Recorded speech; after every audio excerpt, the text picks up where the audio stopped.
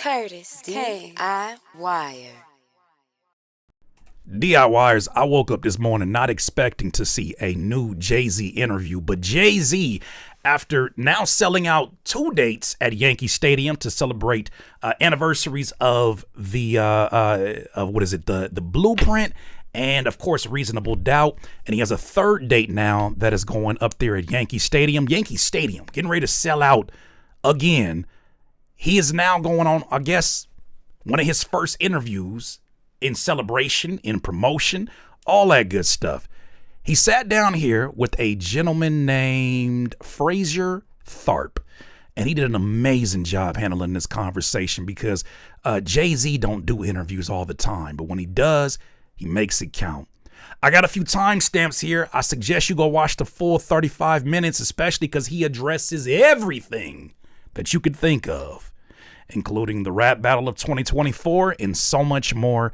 But let's start here at this timestamp where Jay-Z talks about the early years of Rockefeller, the early years of being an independent artist, and how sometimes being rejected, like he was rejected by the major labels, can be a blessing. I think he drops a gem here, and we're going to keep it moving after that. Slacking. They're not seeing the vision. When you look back at that time, are there things that you're glad that you didn't know? Yeah, of course.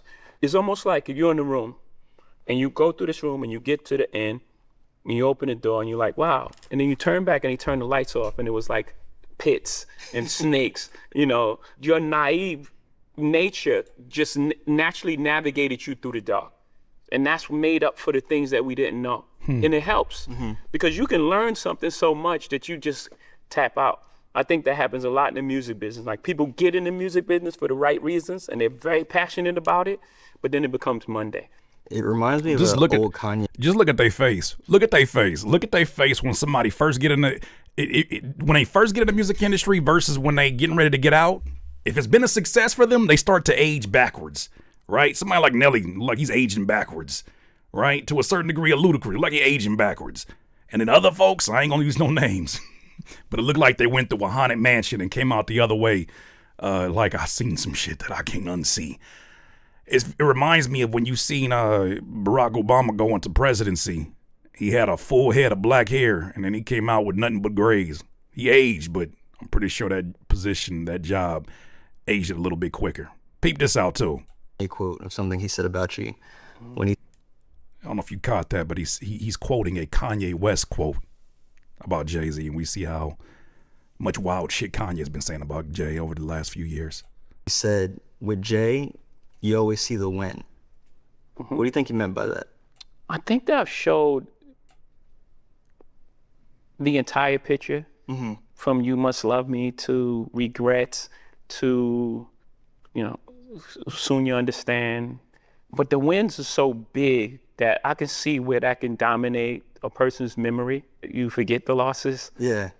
Or the perception. Yeah, or that becomes the perception that it's only wins. And then I do say, I will not lose. So I could add to the perception as well. I was going to say you also are really good at kind of like, you have a discipline of almost like shrugging off any kind of perception of a loss. Like, what's the next go 0 for 82? I'll look at you like it's a... Can I mention this? I know we get into the conversation about him and the way that he has sort of packaged his losses and wins and how it always seems like Jay-Z's on the receiving end of wins. But I think it was a grown man move, especially in hip hop where folks are here for the conflict. They're here to hear him say some wild shit about Kanye, because Kanye didn't talk about this man's kids. He and Beyonce kids, he didn't talk about them in ways that you talk about my kids like that. There ain't no coming. I don't care what your mental situation is. There ain't no coming back from that. You stay on that side. You stay the fuck on that side. For him to be able to address that in that situation when he had the full opportunity to let him have it, I think speaks to a level of diplomatic behavior, but also a level of just overall maturity. There's a place and time, and it may be when Kanye see them black vans pull up. I'm just playing. Maybe Yeah, because it's all wins. If I had 0.1 of the nets, I won. Or it's like I had ownership in a basketball team in Brooklyn. Is that something you continue to apply? Like, Yeah. when, God forbid, something goes wrong, Yeah. don't freak out. We can. It's not even God forbid when something goes wrong. Something goes wrong. Everything in life happens for your greatest good. Everything. First person I heard say that was Tony Robbins. Everything happens in your life for your benefit. It doesn't happen to you, it happens for you.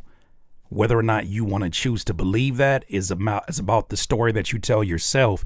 But there's so much wisdom in that it changes the way that you look at life and the way that you recover, the way that you grieve, the way that you bounce back. If you feel like you getting jumped, it's going to feel like if you think you're getting jumped, it's going to feel like you getting jumped. Love that wisdom. I had to not get a deal in order to become who I am today. It didn't feel like the greatest blessing of all. It was the greatest blessing that I didn't get a deal, right? So again, everything in your life, it's not happening to you, it's happening for you. I like that. Wait a minute. He reminds him before we get to the next clip. When you Don't skip over that. Don't skip over that. Let me give that some thought. Next time stamp I want to get to before we get to the meat and potatoes.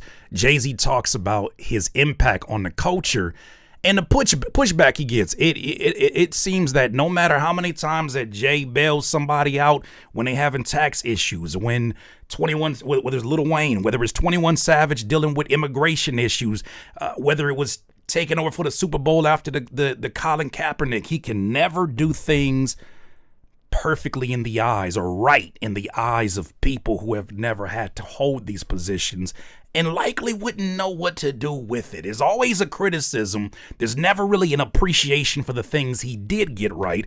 And I don't mean that just for a Jay-Z. It's just not about that day. Jay-Z. What about for anybody in these positions of power? Will you ever be able to satisfy everyone and be the example? There's going to always be that criticism that comes. So in this one, he talks about his impact on the culture and then the pushback that comes along with it. We never get to hear from his perspective because he don't be out there like that. But I want to hear what he says. Testimony, you have a couple of verses on there that I really like because they kind of speak to what's going on with you in a broader sense in the culture. Like, yeah, let us not forget that Clip's distribution deal, the partnership that they had, the management deal. Like, one thing he has been, even with the title deal, even if it didn't go according to plan, which happens in business, I think he has been very consistent in being there in moments that artists need. Universal Soldier, I think it is, when you said that you don't keep the same energy for the DuPonts and the Carnegies. Yeah. So I wanted you to talk a little bit about this idea of like you said earlier, like the things that you do for the culture, the ways that you put on, the ways that you try to protect and move forward, but kind of the pushback that you get sometimes about like people throw capitalists at you in a derogatory sense. Yeah, I think in that verse specifically, the only thing I heard coming up was the American dream until we started being successful. And it was like, wait a minute, you're selling out because you're making money. That was the first thing that was put on musicians. People had this allure for the struggling artist. That's a mind game. Well, say that then. Say that. Do you know how validating it is to hear one of the most successful stories in our genre, one of the most legendary names in this space, no matter how you feel about it? You know how validating that is to hear? Because this very channel has said that many a times in videos. Starving Artist was a ploy. That was a psyop. That was a way to keep you in your Negro place. That was a way to keep you in your creative space. And don't you say nothing. Don't you complain about nothing. Don't you own nothing. Don't you have nothing. The idea of the starving artist being something that you should feel proud of while somebody is making all kind of money off of your shit, right? Like we hear people that criticize an artist once they start to find success through partnership. Finding success through selling out is a very different thing, and I'm with you. But we glamorize this starving artist while at the same time signing up to distribution platforms, signing up to streaming platforms that literally pay billionaires that don't give a shit about your music. So it's okay to make them rich because they for sure ain't no starving tech CEOs. You hear me? Somebody gonna have to We ain't glamorizing starving tech CEOs.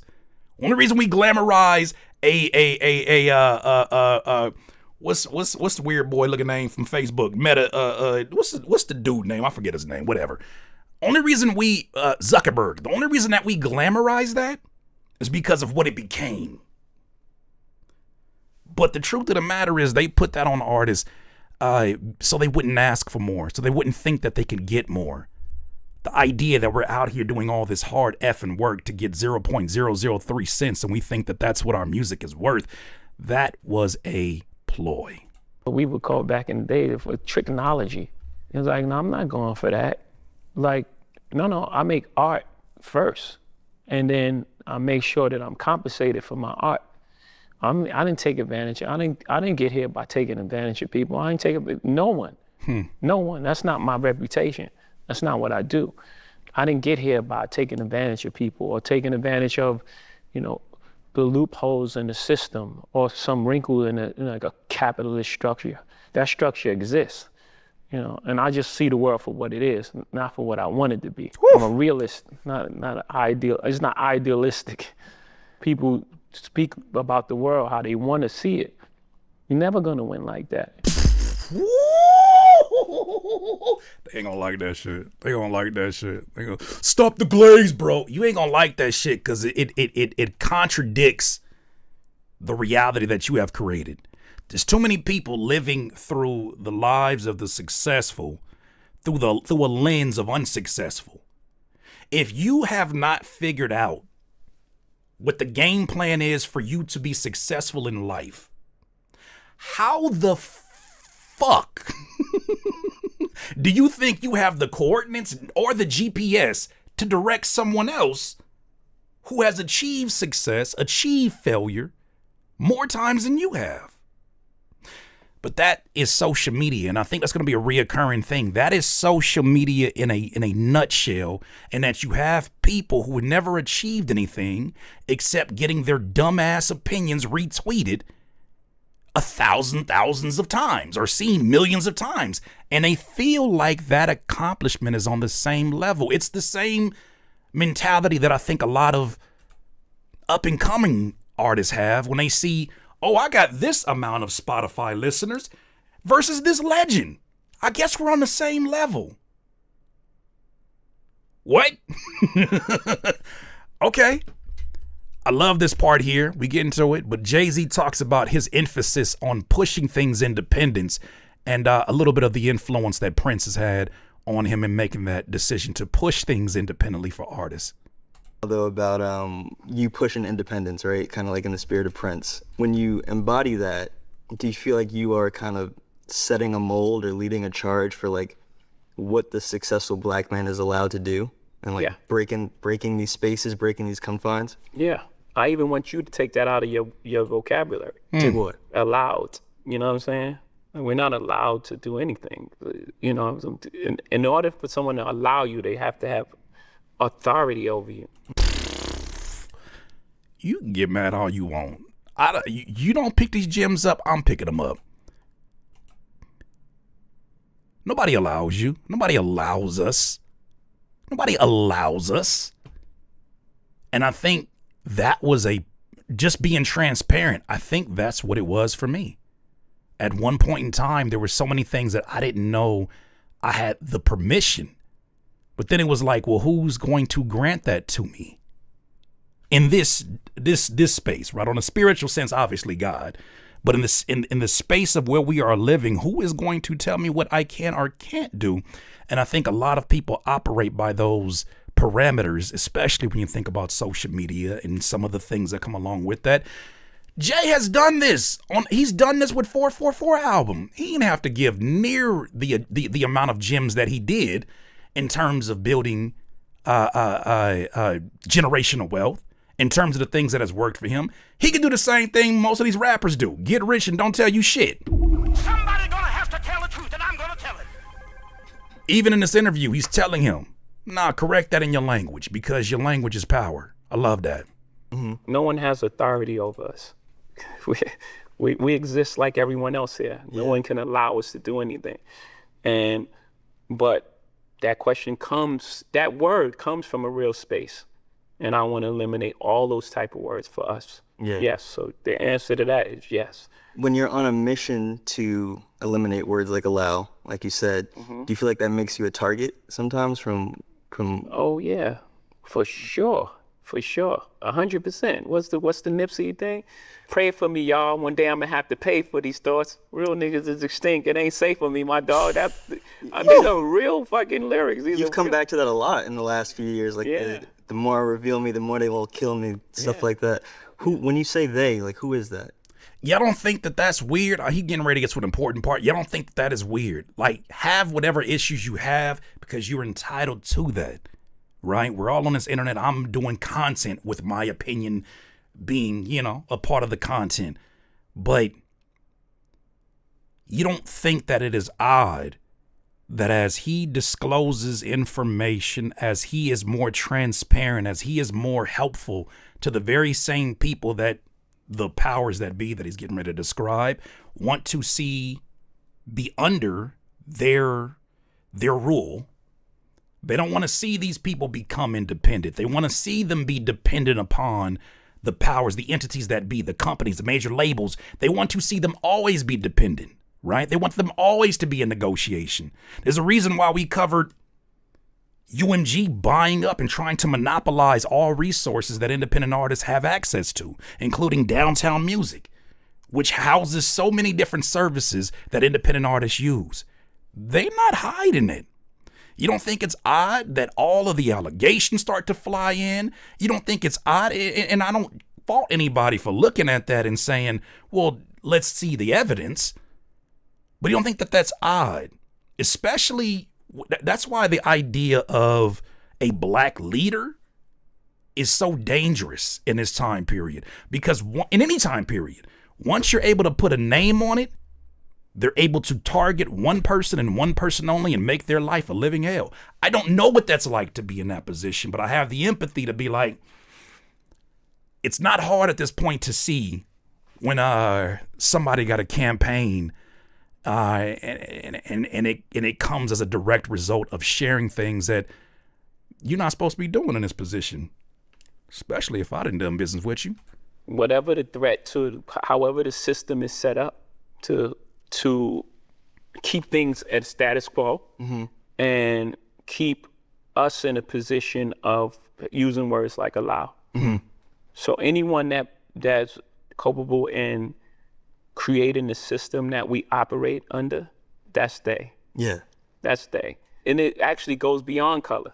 Yeah. Because I've encountered that a lot. I've encountered that a lot where it was just like, okay, this successful black man, make it, let me go to him. Yeah. And for help. And they're like, you don't fuck with no rap shit. Oh, wow. Wow. Not like out like that, but Yeah, you know what I'm that's the saying? energy. Like the energy. It's like you see the energy. Yeah. Can you see that? I think that's the part that we would only be able to hear through conversations like this. And that, imagine that somebody that in our genre we see as achieving some of the highest levels of success as a businessman, as an artist, goes into another place. And this to me sounds like it is very the song he had, OJ.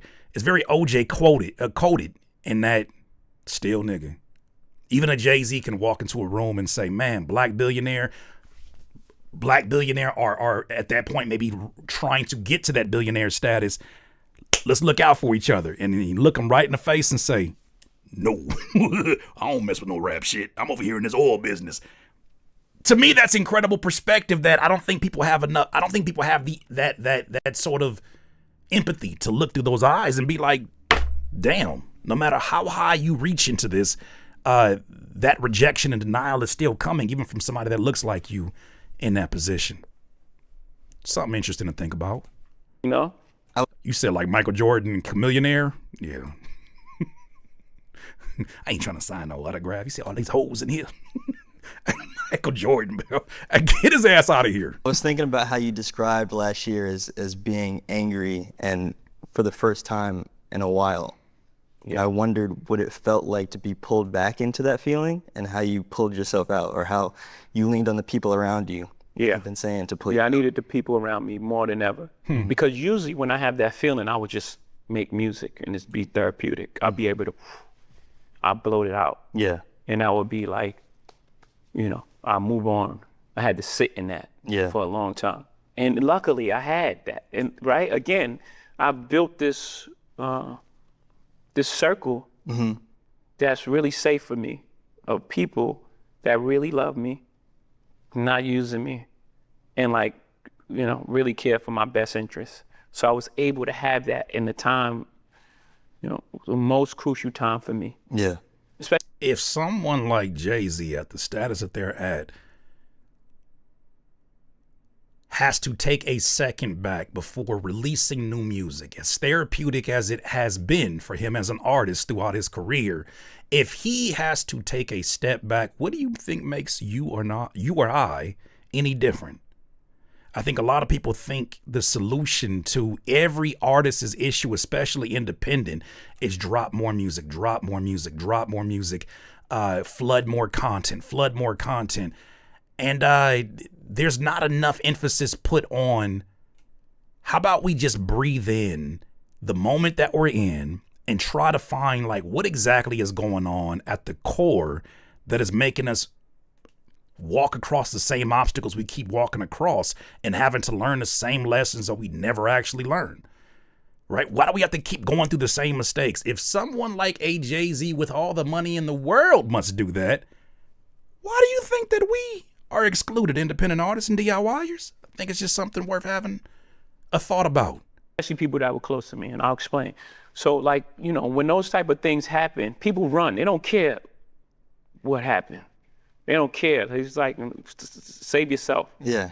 So obviously he's addressing the allegations that came up with the attorney Busby and whatnot. Partners. I've had big deals with, I called my guy from LVMH, hey man, this is coming, and I can't get rid of it. I can't take a settlement. Yeah. It ain't in my DNA.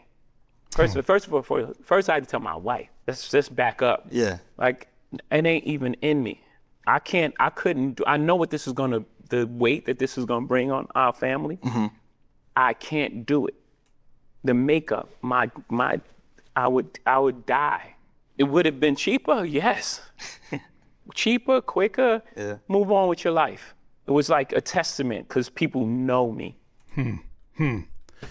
All right, let's get to another timestamp here. I like this one. We almost there to the conversation around the battle, but he talks about here why 444 was his hardest album to make. I want to briefly get here and have this conversation too.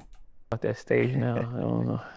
You pop out like when you want to, you record when you want to, like you're not in that, like that stricture. Yeah, I think 444 released a lot. Although it's the hardest album for me to make, it's still hard I can't even listen to 444. Hold on. I want to get to this comment here. Shout out to Anna. She says, no matter what he says, there's a stan or a hater to turn it into something else. Being able to objectively listen to what's being said is appreciated. Yeah, and we're in the era of bots. So it may look like there's an onslaught of hate. A lot of this hate don't be in real life. Like a lot of this hate don't be in real life. And you about to see how much some of this hate is paid for certain individuals, especially the ones that are too close to doing the things that the powers that be do not want to see happen for the people. If you create too many independent minds and too many independent artists, well, their business is being depended upon. What happens to them? If you create too many entrepreneurs, who's going to be a customer? So when I think about the nature of the type of attacks, the type of jackets that they put on certain people, questions I ask is, what did you do? Because that's always on the table to make people do that. And then also, too, why does it benefit the folks that we don't see for this to have happen out in the public eye? I think those are questions you should ask for anybody, no matter what your fandom is of them. Because it's the album that I was always afraid to make. You know what I mean? Like you think about, like, man, I want to make an album like it's just like pure and just like vulnerable and just like the real. I don't want to put no bot jacket on you. How in the hell does what Jay-Z said right now sound like Epstein is heaven sent? Hitler's heaven sent. Trump is heaven sent. What message are you getting from this? Where do you hear that from? Give me the timestamp. Because I promise I've been watching the same interview as you. See, I'll be trying not to look at certain things, but I want to engage with the chat. What? I don't get it, man. Oh man, all right, keep going. Interior thoughts. You know, not like, you know, this Superman, like this mythical figure. So it's interesting for you to like pinpoint that, because like we were saying earlier. Actually, let me get to this other part right here. All right. We get into some of the places now that I think are really relevant to DIYers. We are one more away from the conversation about the Super Bowl. But let's talk about this right here. Jay-Z talks about the dark place that all the allegations, the Epstein files and all these things brought him to a dark place, to the point where he said what he was writing, the music he was making, because people are teasing about new albums and things coming out because of this rollout. He's like, they weren't any good. You know how crazy that is to hear Jay-Z say that? As braggadocious as his rap band. Listen to the vulnerability though. You know? Yeah, but you know, again, it's that energy. Like, I know what she's trying to accomplish, and anything that I can contribute. I mean, for my family, first of all. You know, I thought it was super important and a challenge and fun to be in the room. Does that give you some of your own creative? You know what? While we on that topic, why not? You know what? Why not? Because I see the people in here don't see the connection. You know, one thing that I think needs to be addressed, one last thing that should be addressed about the La Russell radical love video is what I'm going to call it now. The radical love that was being expressed in the song wasn't expressed in the conversations after the song had negative reception. The same radical love that everybody's having seen was not expressed in the reaction. And that's human, but it was not expressed in the reaction. The radical love that is being sold was not expressed in the internet's reaction, nor the people who are on his side who wanted to get a better understanding, just a better explanation in the process. This radical love, if that's what the art is, then it should be a reflection of what the person is actually pushing. That is not what people felt when they got that is not what people felt when they got pushed with the even your dumb ass heaven sent. I don't think that's what people got. I'll leave it at that. Once again, I'm not co-signing that as radical love, but that is what it's been presented as. We all guys, babies. That ain't. Hey, okay. Spark to get back to your own zone and get the pen out? It actually does the opposite. Really? I'm actually fulfilled in that space. You know what I mean? Just to be like, you know, a small cog in that wheel. I'm getting out that creativity. But again, I was just so like heavy. And I don't know how to make music that's not reflective of how I'm feeling at the moment. It would have been fiery, That would have been. but I don't know if it's done more harm than good. You know what I'm saying? Like, I don't know. Okay, now I see the connection. So he's saying that the music that he's going to put out, that he would have put out at that time, would have been too dark and it did more harm than good. Now I'm seeing the connection without railroading this entire conversation. This is your connection. Just say you don't like Jay-Z.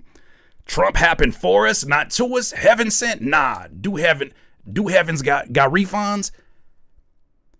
The ideology, in my opinion, of life is happening for you and not to you prevents you from being a victim of every circumstance. Somebody gonna have to tell the truth, and I'm gonna tell It is your opportunity to retell a story.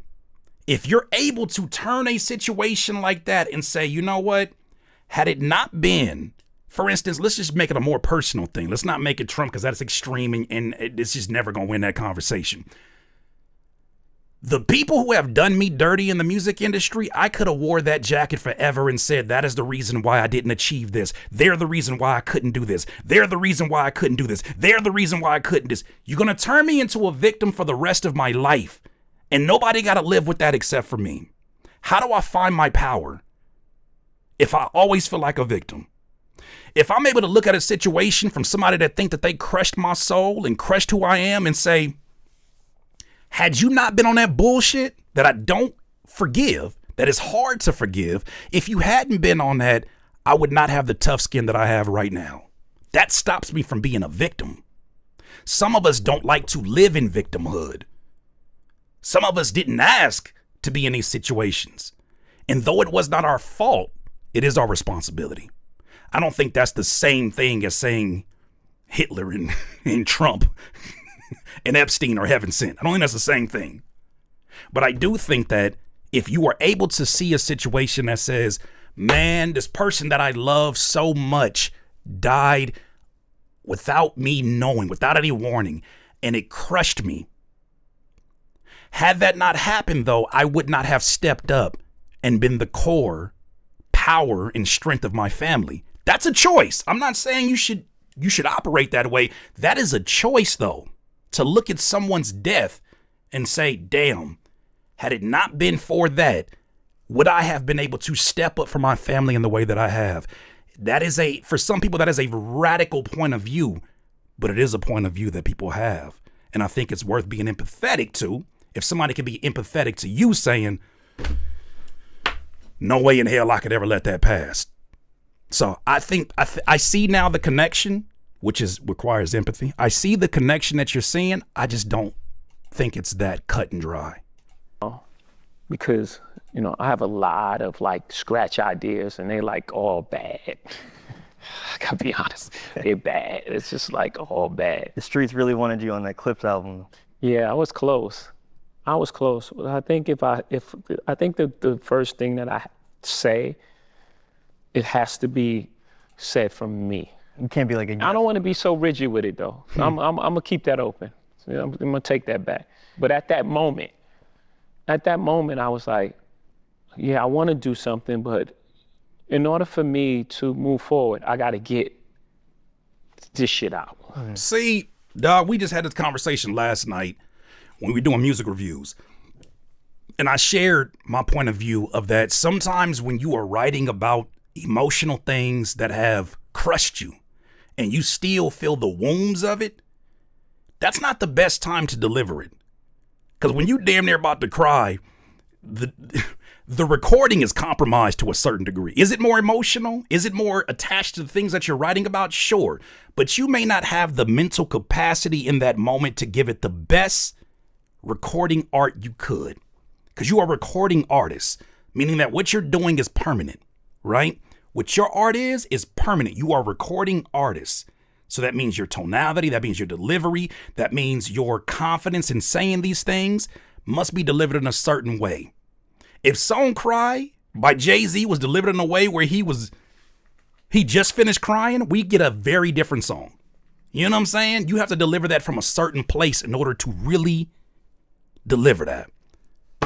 All right, y'all chomping at the bit. We get into this next part. I just thought that was interesting as a writer. Now Jay-Z starts to get closer and closer to the conversation about the battle in 2024 after having, of course, the most legendary battle versus Nas.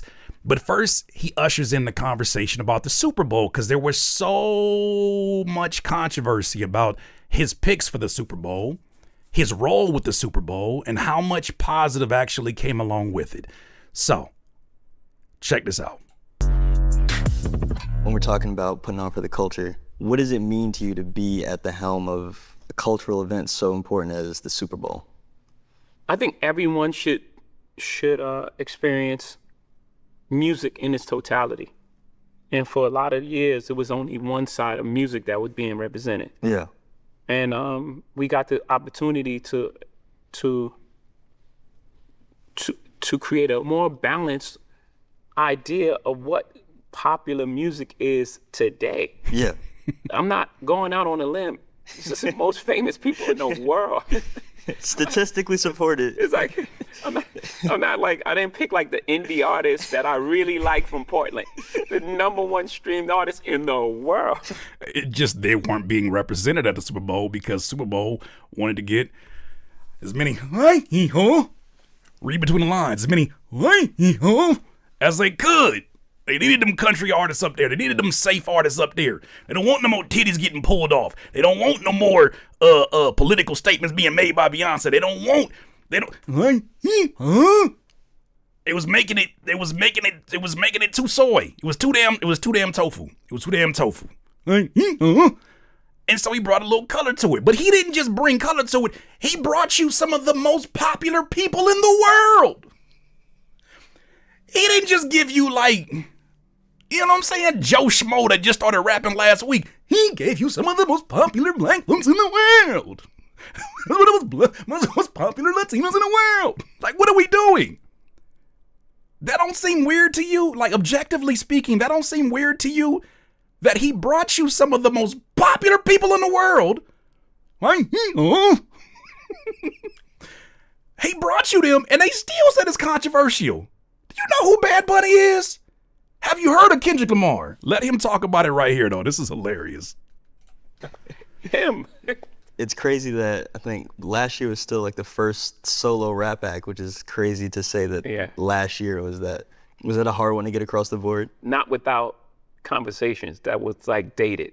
Yeah. You know what I mean? It's like you said, the stats show Kendrick broke the audience record. Yep. It's not rocket science. It's like this is the music of our time, and it should be represented on the biggest stage because these are some of the. I'm not saying they're the only artists, right? Obviously, other artists would be offended. Yeah. But I think that was the right choice. As a rapper, first and foremost, and being one of the... I'm always going to give someone an ear who has the ability to see things from both sides. That is something that I think is lost upon a lot of stan culture. It's lost upon a lot of reaction culture. It is delivered from only one lens without the ability to see it from a different lens of your own. That can put you into a place where you have a very cultish-like mentality and philosophy about everything that is filtered through your bias lens. I think it is important to be able to look at that and say, I know why other artists had an issue with this, but this makes total sense. Pillars of contemporary rap. I would have to imagine that you got a special kick out of watching that show, though, in particular. Yeah, for sure. Yeah. And I thought it was brave. I thought what he did was brave, and it speaks to who he is as a performer. Mm-hmm. He could have made it a little easy on himself. Just aesthetically and like what the No. Aesthetically, it was beautiful. It was flawless. The artistic choice to play the new album was a choice. And brave in front of that big of an audience. Because even if 10 million people know some of these songs, there's 120 million people. That's like, what is he doing? Yeah, with 12-foot long glizzy hot dogs in front of him and face paint. Oh, what is this? He made a bold decision to have songs from GNX be a part of that conversation. He made a bold decision. But I feel like that decision from Kendrick is a lot less bold in his mind when he like, wait for this though. I know it's a lawsuit pending. I know y'all had controversy about whether or not I was gonna do this, but nigga, I'm finna look at the camera and to 135 million people's eyes, plus whoever in the room, and say, right? I'm like I'm young. That is going to be the most legendary mark out of all time. Continue though.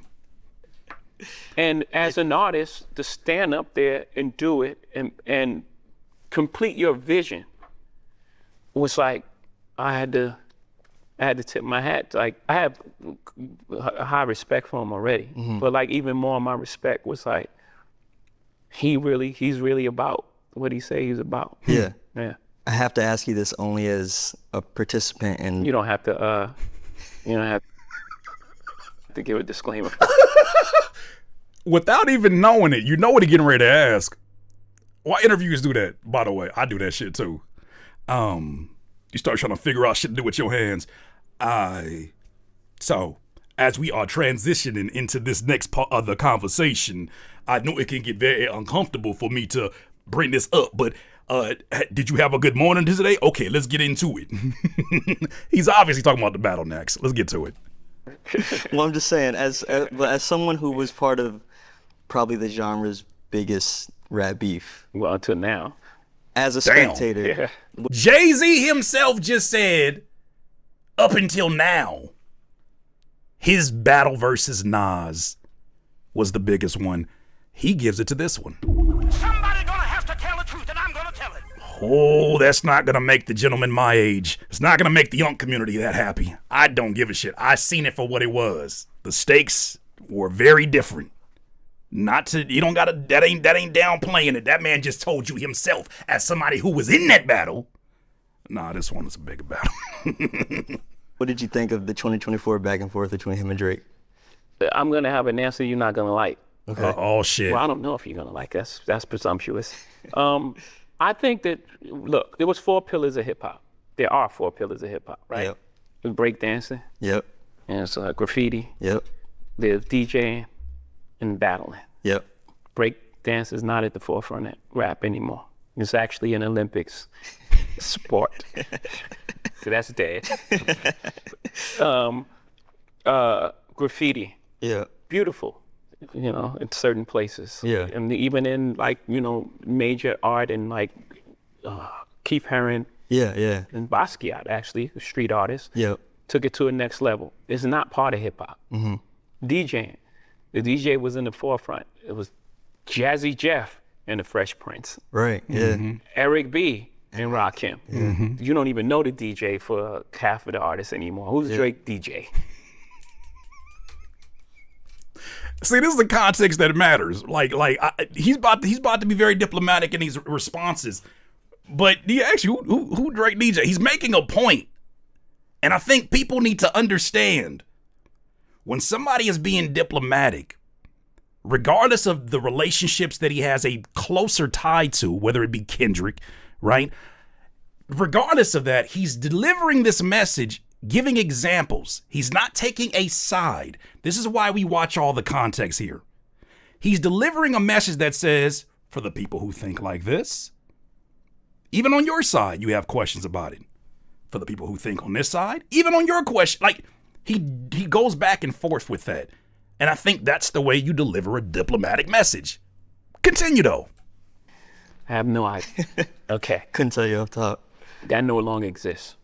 And the last pillar is battling. We love the excitement, and I love the sparring and the music you get. But in this day and age, it's so much negative stuff that comes with it that you almost wish it didn't happen. Really? And there goes the reason that people are angry. One of them, Somebody gonna have to tell the truth, and I'm gonna tell it. he's saying that it may be a possibility that he's not speaking this as fact. He's giving you his train of thought based upon the events that circulated that battle in 2024. And I can't say that he's wrong, right? I love the competitive nature of a battle when two people actually want to compete. But when one of them wants to sue, it changes the dynamics. When bots are weaponized and attacking on behalf of some programmer, allegedly, when they're used, when PR companies, we haven't even covered that story, when a PR company is used as a part of the rollout of said battle, like it becomes something entirely different than when it was listen to Funk Flex and let's get the latest drop from Jay-Z, the latest drop from Nas. It's a very different world when people are discussing these on the devices they have access to. Because you don't know in this dead internet theory who the hell you're talking to and whether or not they're actually human. I'm not mad at that take. Continue. Yeah, because it's almost like it's a final thing. Now people that like Kendrick hate Drake, Yeah. no matter what he makes, no matter what he says, and it goes far too. It's like attack on his character and his thing and it's like, I don't know if I love that. Yeah. Yeah. I don't know if it's helpful to our growth. Okay. Now this is being spoken from someone who sees himself as a leader in this culture. And I understand that stance.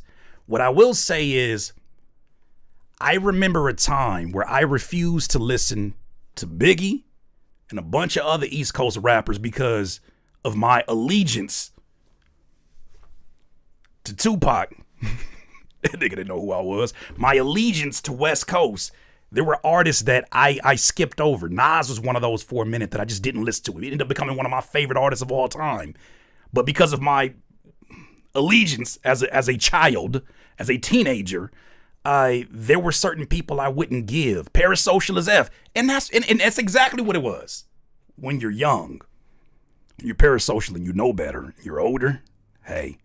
There's a bunch of cheeseheads I could have a conversation about right now, but I'll leave them alone. Empathy. Look at me, growing. In this space, though, I think it is a lot more complex. And stan culture, especially when you have a fucking stan that showed up to someone like Rihanna's home and proceeds to shoot at her residence with her family there, her husband there, with A$AP Rocky, her I believe her mother there, because of your fandom. This is a very different world, right? Because I think that as an artist, you beefing with somebody else, you can look at somebody, you can see a few OVO hoodies and be like, maybe not OVO hoodies, you can look and see a few Nas hoodies and know, okay, I might be around the entourage of Nas, even if Nas is not here. I need to be very much on my P's and Q's. You know who you beefing with. When it stands, your cashier might smack you or try to make a moment out of you. It's a very different world. World star, it's a very different world star that we live in. So I think there are so many more risks that go along with it. But something tells me that when Jay-Z saw this lawsuit, he said, oh, this shit cooked. Where the by Drake. Fallout lands, especially on on social media, which takes place every day. Yeah. And now you have these pods of cult. The stan armies fighting. Yeah, and it's like, it's too far. Yeah. It's like bringing kids in it. Yeah. And it's like. Okay, all right. I get the point he's making. And maybe it's time to have some history to go back for those who weren't of age when he was battling Nas. I left you. I skeeted in your back seat and left condoms, or I skeeted and I left condoms in your baby seat. That was where the battle got to. It was too much, right? I believe Jay-Z's mom contacted him and said, "All right, we got to wrap this up. It's gotten too far. You talking about being with his baby mama, and you talking about leaving condoms in the back seat? Like, you doing too much." That was the end. That was it. That was the battle. That was where it was like, all right, we got to piece it up and figure it out.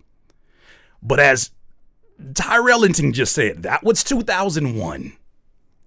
Today's battle, that's where shit starts. Somebody gonna have to tell the truth. That's where shit starts. We're starting with condoms in your baby seat. And then we're upping the ante as much as we can. And now, not only do we have the imagery that you made up in your head, now I have AI video to support it. Now I got Nano Banana to actually look at me and leaving condoms. Like, now we have that kind of technology. Now we have bots that can be used as part of the spreading of it across the algorithm. Do you know the time we're living in? I get it. I don't like that. Maybe I've grown in a space that is probably, I sound like the old guy wagging the finger. But I think we can. Also, too, it's dope to see. It's dope to see the maturity in Jay-Z. I could tell by a statement like this, which I don't know if you're a human being or not, you're giving too much leeway. No, I'm asking questions instead of developing opinions about people that I don't know. Because you know what Jay-Z has been this entire conversation? Open to another point of view as he shares his. I don't believe in the points of views of people who do not leave themselves open to being, yes, objective. Because I got to ask, what campaign are you pushing? And what's going on with you personally that's the only place that you land? I think here he's not even saying that it was so much for one side. I think this is what's happening right now in terms of this going viral is exactly the fucking problem. You hear a very generalized statement it's not. It's not. It's almost like it's a final thing. Now, people that like Kendrick hate Drake. Yeah. No matter what he makes, no matter what he says, and it goes far too. It's like attack on his character and his thing, and it's like, I don't know if I love that. Yeah. You know what's okay? You know what's interesting here? I loved it. Somebody gonna have to tell the truth, and I'm gonna tell it. Because if you're even a fraction of the things that that Meet the Grams is about, if you're even a fraction of the things that are being brought up in Euphoria, if you were given a warning, hey, don't do that thing you be doing where you be bringing ladies, women, and people's family into this shit, because we can have a fair one. You know, we got some issues, but it's just rap shit. It ain't that deep. But if you do that shit, you do, it's gonna end a little bit differently for you. I don't mind it. I don't mind it. I imagine someone like a Jay-Z who is in this business, who has businesses that benefit from the success of any of these artists, right? I'm sure that he has benefited from some collaborative work that he's done with a Drake at some point in time, but he's still Jay-Z. I know recency bias is a thing, but he is still the guy that people aspire to be, or be as successful as, I should say, in that industry. Let's not get that twisted. I don't think this was a matter of him demonizing just Kendrick fans. I think the entire conversation, he showed you, hey, there is truth on both sides, that this thing is a wrong thing no matter who you put the name to. I don't think that shoots Drake any bail. I really don't hear that. I don't hear that shoots Drake bail. I think if anything, that says, hey, this thing is potentially problematic for an artist that I may work with right now, if it's currently designed like this. I also think that in a different space, Jay-Z would say, that funky ass lawsuit is the real big problem here. Somebody gonna have to tell the truth, and I'm gonna tell it. But I don't know what it's like to do these interviews with a pending lawsuit that could involve me if I say something in an interview of this magnitude. I wouldn't want to do anything. If I love hip hop the way that he describes it, if I love hip hop, the last thing I want to do is say something where someone has weaponized lyrics as a way to describe defamation and brought it to a court of law. The last thing I want to do is be a part of their prosecution evidence. Last thing I want to do is say something. So I think what he's doing right now, that's correct. Get Kudo the hell up. I'm gonna do it myself. I'm gonna do it myself. Suing a man for calling me a PDF, good with me. You go back to your plumber job. You ain't hero. That just seems like the logical thing to do. You're not a part of these conversations. Stop being a part of these conversations. You haven't even achieved uploading a photo yet. Stop it. Stop that. Stop it. Can't stand when folks come in here meddling with anonymous avatars. Well, if it was me, man, Of course you would sue. Fucking Joe. Joe, I know you would sue. Nigga named Michael Smith. Of course you would, Joe. Of course you would sue. You're you. Sickening. I don't know if it's helpful to our growth where the fallout lands, especially on on social media, which takes place every day. Yeah. And now you have these pods of cult. The Stan armies fighting. Yeah, and it's like, it's too far. Yeah. It's like bringing kids in it. Yeah. And it's like, I don't like that. Maybe I've grown in a space that is probably, I sound like the old guy wagging the finger. But I think we can. And can we please acknowledge that the first person to bring up family was Drake Keisha? Somebody gonna have to tell the truth, and I'm gonna tell it. Can we acknowledge the first person to bring up family was Drake Keisha? And you know why that's so problematic? Because when you then utilize, allegedly, when you utilize bots to then echo said accusations that you made up because you misinterpreted Mr. Morale lyrics, It becomes more than Stan Wars. It becomes damn near race wars in a digital space. Yeah, Drake, tell them we don't want to hear that free to slave music. That Harriet Tubman music. Don't nobody want to hear that shit. Did you know that Martin Luther King cheated on his wife? These are things that the bot said, echoing when someone went over when they crossed the line. The person that brings up family seems to not get his hand smacked. And I feel like that's partly because he's suing. But at some point in time, watch these narratives shift. When the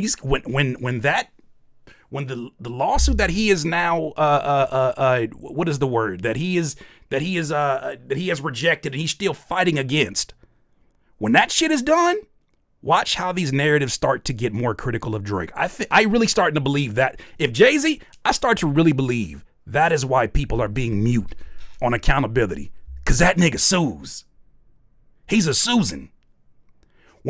There's a Karen and there's a Susan. Men can be Susans. I guess men can be Karens too. When you're a Susan, and if you're wrong, then I'm wrong. I can't stand you dash ass people. It's always you niggas named Benji P-J6E. Ain't got no watch history. You're fucking Susans. Yeah, somebody who sue is a Susan. That's somebody who sue. That's a Susan. No disrespect to all the Susans in the building.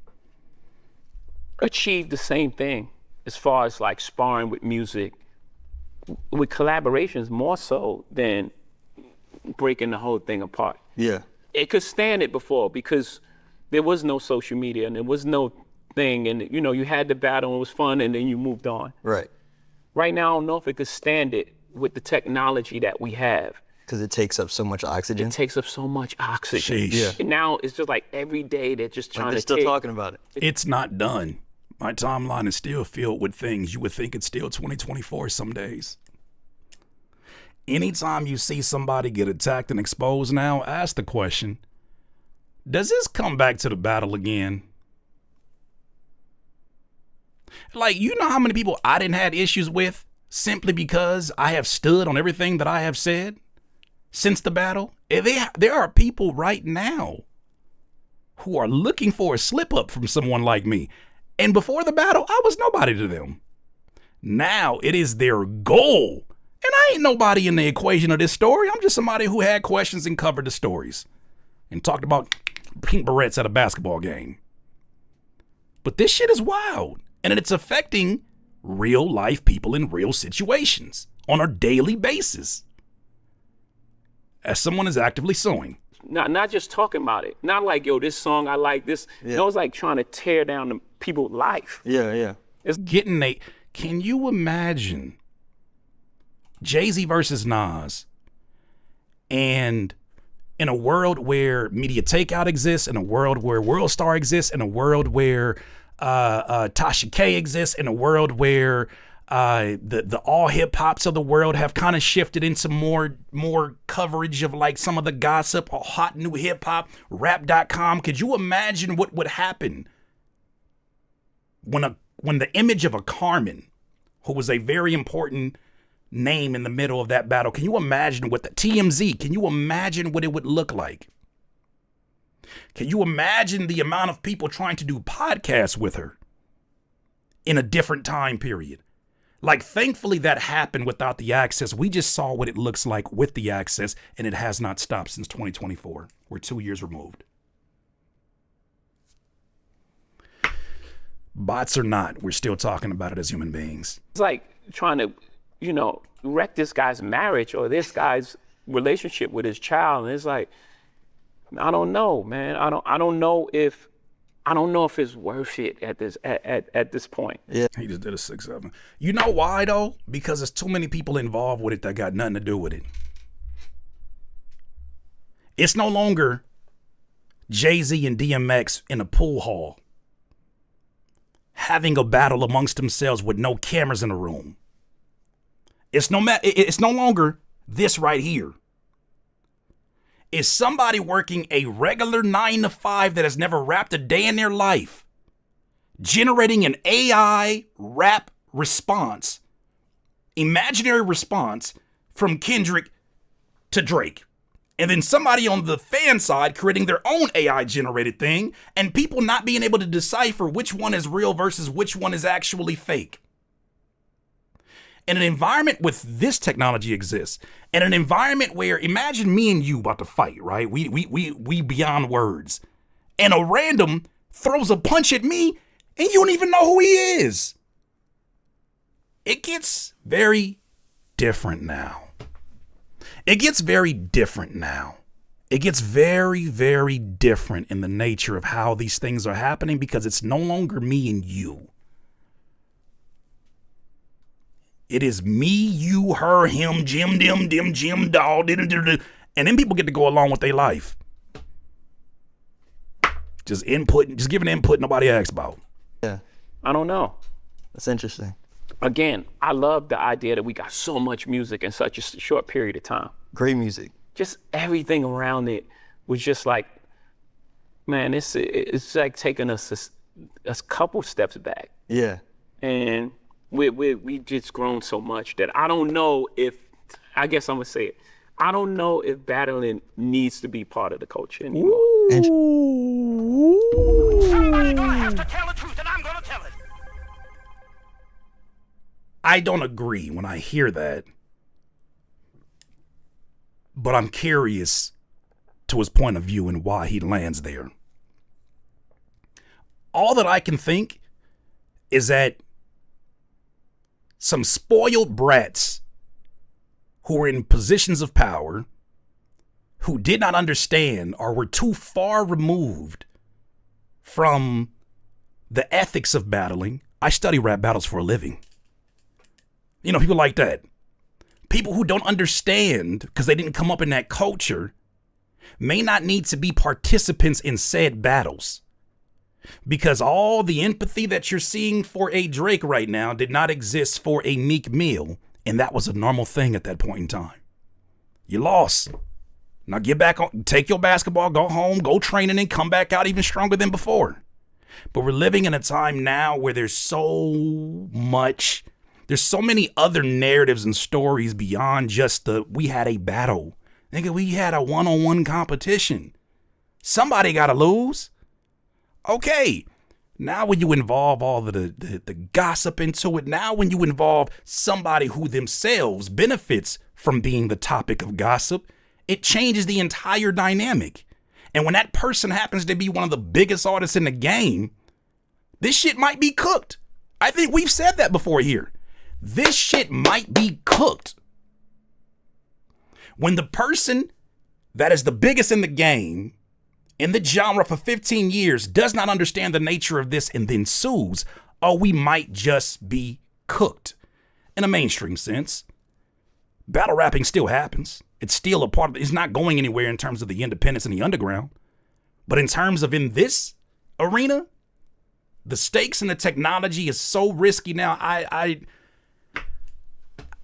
It's still a part of hip hop. It's still something I enjoy to see the competition of. But when you get people who don't have the emotional IQ to handle it, they don't have the cultural lived experiences to understand what it feels like to get beat out of. I didn't been beat at a lunchroom battle in front of everybody. Nigga, you get up and you go about it. You don't go suing. You don't go pointing the finger at nobody. You don't go sending out bot armies. You take your L and you get back and come better. But shit then got so damn emotional because people were in a position to make it emotional, like a Drake. Shit then got so personal because they took it so personally. And you have the same people defending a Drake need to understand you are speaking to the opposite of his power that you think that he holds, being one of the biggest artists. When you say they all colluded against him. So if he has that much power to be colluded against, does he not have the power to take accountability? That when he does something that is off brand, that is out of sync with the ethics of hip hop, that it can sacrifice the entire fabric of this very thing that we love and appreciated, that some of us born into. Can you not acknowledge that that same person can have such a detrimental effect on it, especially when they decide to be a Susan and Sue? Interesting. I hate that I have this point of view. I do, because I know what it sounds like. I know what it feels like. I hate it.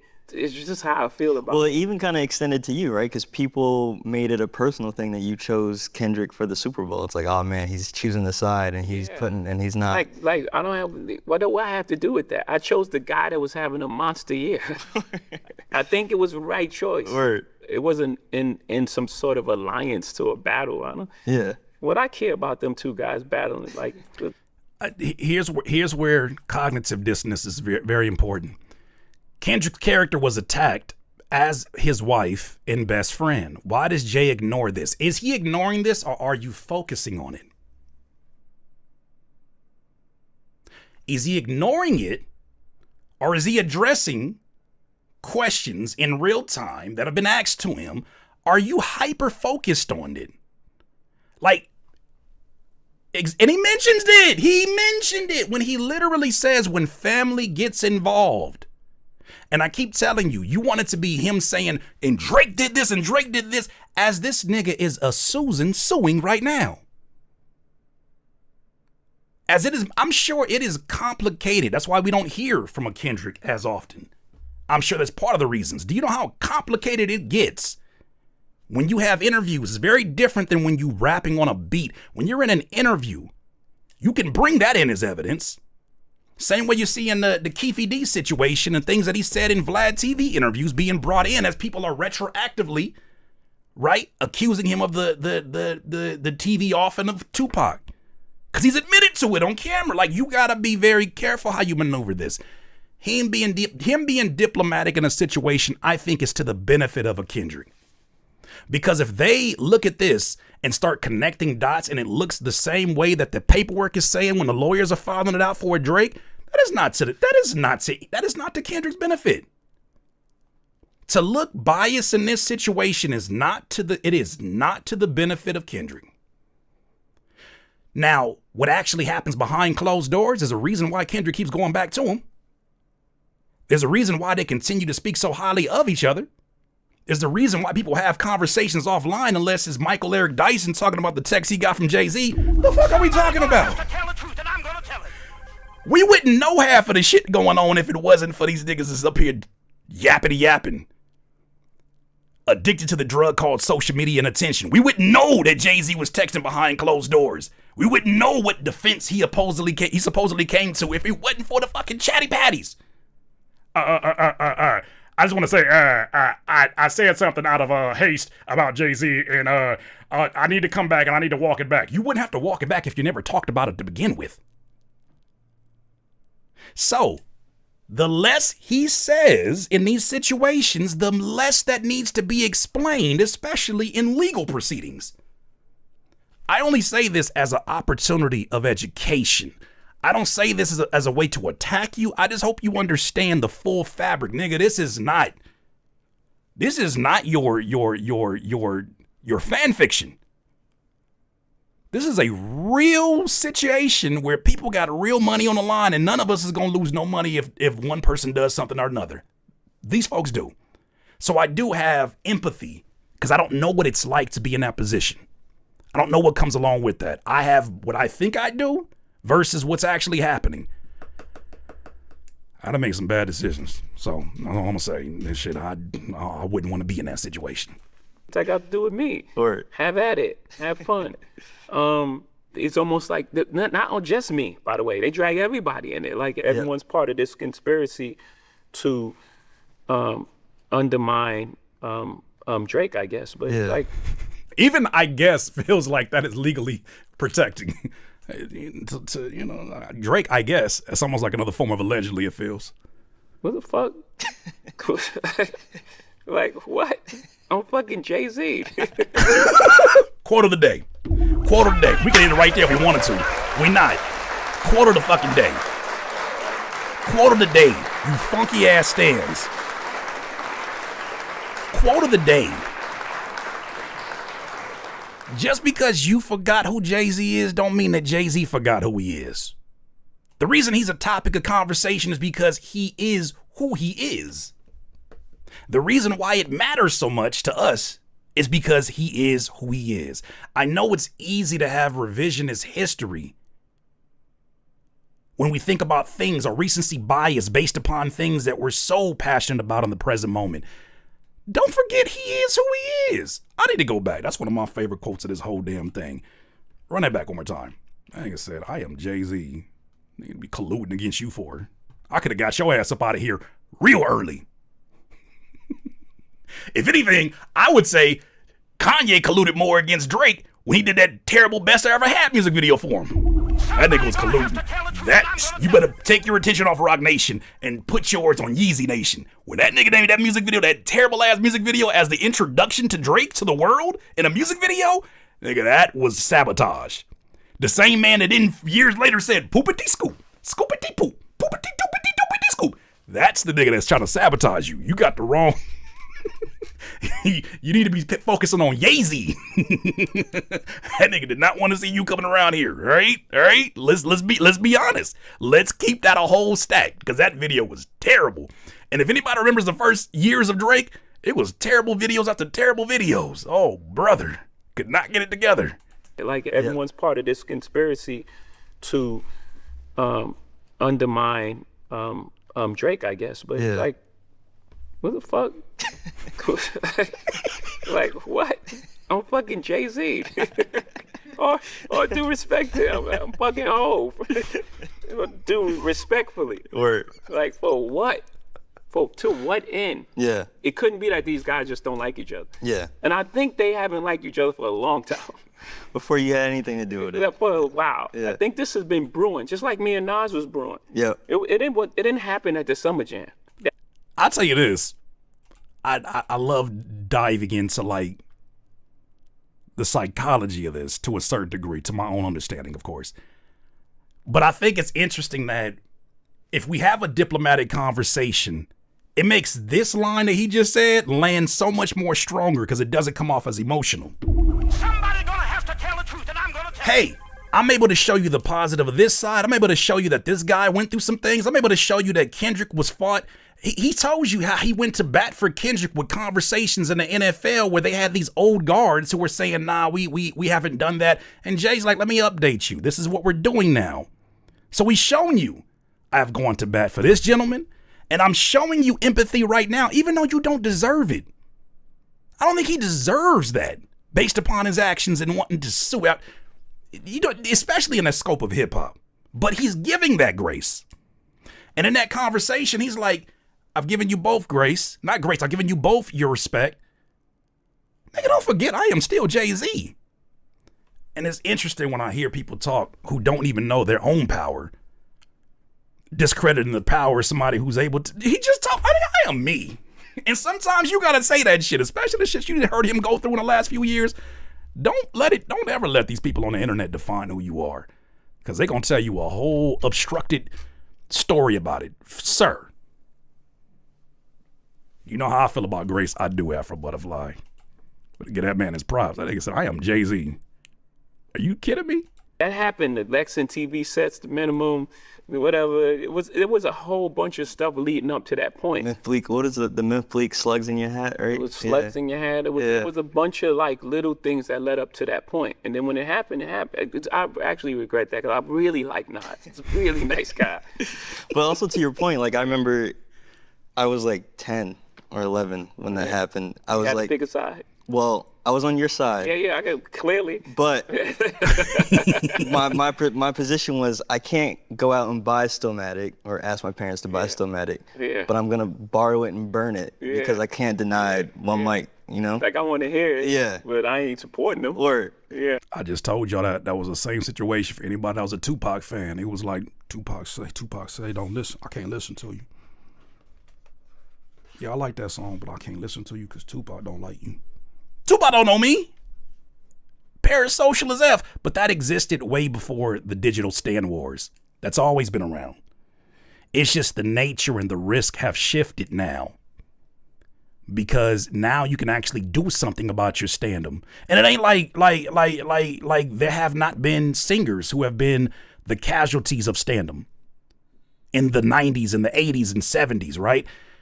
But there's a difference when you mix that with a very different digital world, when you can mix that now with lies through AI generated videos and music, when you mix that through different types of now identified mental health disorders and issues, it just becomes tricky. And I'm glad that he handled it this way. I think this made that last line land even more, because if he would have said, man, no, man, you know, I hate the way I see podcasts, you know, rappers out here defending Drake, man. What about my guy Kendrick, man? He had one of the great. That nigga already won. He's winning continuously. You ain't got to put too much on that. Whew. I'm going to lay it out for you, and then I'm going to just let you know. Do not forget who I am in the process. All right, bet. I got one more clip. Where's it at? I think that was kind of the gist of it. Is this the last one I had? I don't know where that timestamp is. This was another one. I think this is going to bring it all home, because he's talking about, now that he's doing the stadium shows at the Yankee Stadium, he sold out the first 2 dates. He just put up a third one today. Now that he's done that, now there's a conversation about the idea of him working on new music. Let's land it here and then get to some final thoughts. I know it's a longer live stream. Sorry about the tech issues, but we here. Appreciate you being here. Do not forget, though. Hey, yo, DIYer, if you're enjoying this content, please don't forget to hit the like button. It helps this video and this channel get discovered by new people. I appreciate you. Now back to the video. I'm gonna get to these super chats too. I'm gonna get to these super chats after this, because I do value you, but I just saw this right now. I'm glad to see at least one of the YouTubers I came across from this battle was still sane. Thank God. Niggas be losing their mind.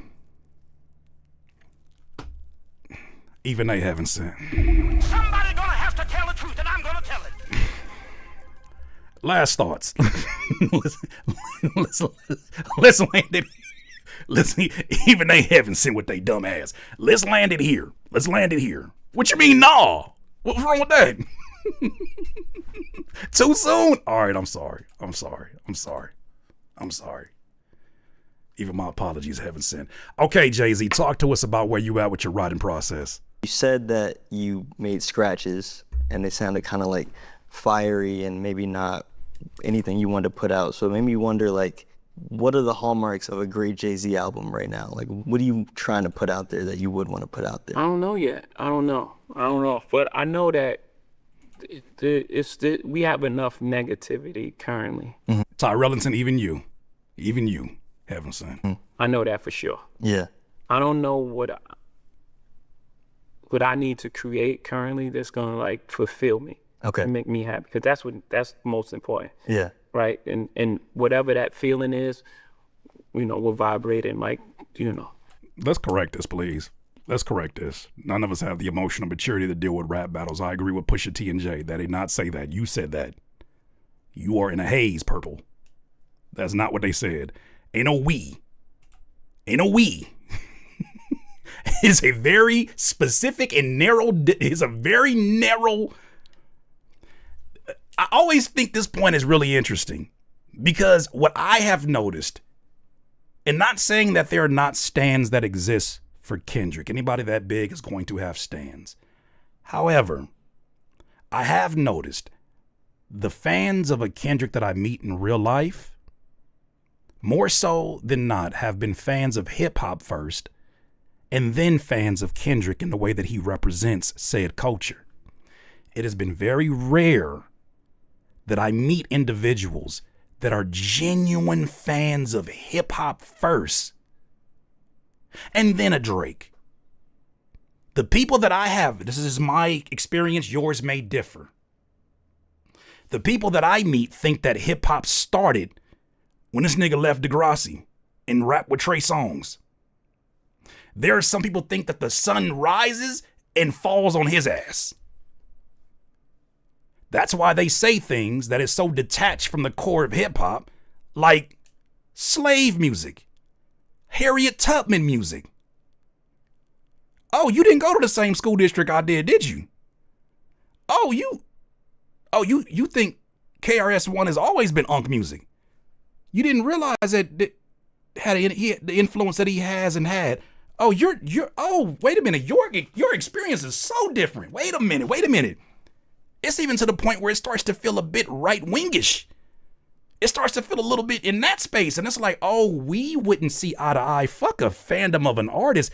You and I wouldn't see eye to eye as human beings in general. Your ethics are different. So this is where I think that you should just pay attention to those things if you haven't. Just give it an eye and ask a fan. I'm not saying they're all like that. I'm just saying in my walk of life, the ones that I've met, they think that hip hop has started and began and ended with Drake. Don't like that. Hip hop is bigger than him. It's bigger than any artist. It's bigger than Kendrick. Hip hop is that. But the people who come in now don't want to have that conversation because it's too onkish and historian based. Touch people in a way with its honesty. And maybe I'm overthinking it. Maybe I'm stopping myself from just creating. Trying to create something that people like. Yeah. Is where I think a lot of artists get jammed up. Right. You know, overthinking it. Yeah, they just try to make, or reverse engineer it. Yeah, or like, you know, they love the feeling of that white hot feeling of when they was you know, it felt new. Yeah.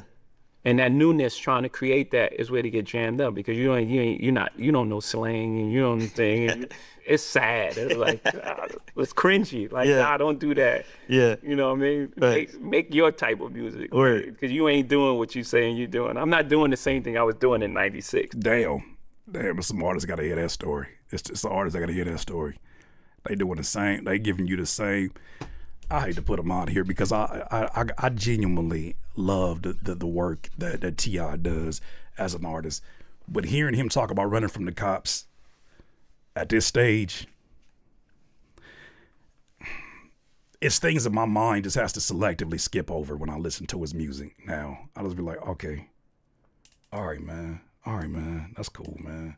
It do sound good. Everybody got their own art. They got their own art to make, and sometimes it is like leaning in on just the visuals of things. I love to hear Jay-Z being reflective in that moment and saying, I want to make sure that it's something that is honest to where I'm at, because not every artist operates that way. I wanted to make sure that it's something honest to where I'm at, and I think a lot of artists may struggle with what that music sounds like without it sounding like it's out of touch and outdated. But I think it's still important to push the envelope and be the example of it, because then there will be offshoots and there will be other people who will follow through afterwards. I do think that that's important. All right, let's get it. Yeah. So we need to make that any type of music that approaches that would be embarrassing because it's not authentic. You just gotta make something timeless that I really love and that's really honest and true to who I am. Man, round of applause one more time. Somebody gonna have to tell the truth. Frazier Tharp, you handled that one so well, my guy. You handled that one so well. Because if I'm catching the energy that I am in my chat just for reacting to it, I can't imagine what your timeline looks like just for asking the questions. You did your journalist job. You asked some very, very important questions to a lot of us that are, of course, fans of hip hop, but fans of some of the things that Jay-Z has done, but has not spoken on at great length. And I think it takes the right type of person to sit across from artists, from entrepreneurs, from individuals like this, to get those kind of answers. You're not going to get that same kind of conversation with a Katie Couric, because no disrespect to her knowledge of hip hop and her journalist duties. I think that it lands different when you know that you're talking to somebody like a Frazier who said, like, I saw he retweeted somebody today on Twitter. He was like, man, I remember you being on a school bus saying one day you're going to interview Jay-Z. And to see that happen, I always like to tell those stories of people who are a part of that conversation. Incredible, man. Incredible. That's what got people mad. Of course it is. To disagree, you got all the rights in the world to disagree with all this stuff. I think that this was handled in a diplomatic way. I think a lot of gems are going to get lost from a lot of people because of the emphasis on the things that they don't agree with. But I like the way this is handled. I'm glad that we're able to even hear from a Jay-Z, because we don't hear from artists of this stature often, and I get why. Because look at the cartwheels and the U-turns and the all these different things people are doing. It's good to hear some of that wisdom now, because it could be an entire interview of somebody saying, Shit, fuck bitches. I don't give a fuck about that. No, I wasn't entirely for Lil Wayne, but I'm just saying.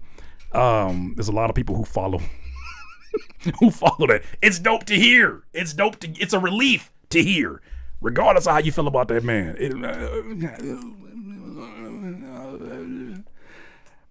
Blah blah TV. You want a perk? Like, nigga, this shit. Do you understand how bad this shit got? The fact that y'all are able to name multiple people tells you the bigger problem here. Somebody gonna have to tell the truth, and I'm gonna tell it. I made a voice that sound like Lil Wayne, and y'all named 6 people already. The fact that it could be any of them lets you know the state of affairs that it's been in. It is so dope to hear thoughts that have been thought through. Clear-headed thoughts, just in general. Especially as you hear, the CEO of OpenAI, Sam Altman, say that they want to paywall intelligence. They want you to be so dependent on this free AI. Ain't nothing free in this life. They want you so dependent upon it that they want to put intelligence behind a paywall. It is so dope to hear intelligent conversations, emotionally intelligent conversations. And I'm glad they waited. There was a part of me that wanted to hear so much as it was happening, but you gotta like the same way you and I as human beings will go through a situation that is testing, a situation that is, pushing us to our limit. You need a little bit of time. Oh yeah, Tommy Teneroni. Sam Altman says he wants to make intelligence something that you need to pay a subscription to access. I heard a theory today that said that they believe that in a country where nothing is free, nothing as valuable as what a Chat GPT or a Claude could be for so many people who are like, I became a millionaire in 2 days. They've made it that way because at some point, it's already happening, but at some point you won't have the same version and they'll be able to paywall intelligence. If you allow your critical thinking to be dulled to a certain level, if you allow your critical thinking to be so dulled and you're so dependent upon AI, in these conversations you're having with chat, you then get addicted like crack in the 80s. Somebody gonna have to tell the truth, and I'm gonna tell it. You may not be stealing cars to get your next hit of AI, but you have grown a dependence upon it. And because of its knowing so many things that you have questions about, it's you got to appreciate these moments now when you're seeing it, especially when the leadership of this country don't give many intelligent conversations. It is always welcoming to hear that. Shout out to Jay-Z. I think he spoke with a lot of leadership in this conversation. I think he spoke with a lot of clarity.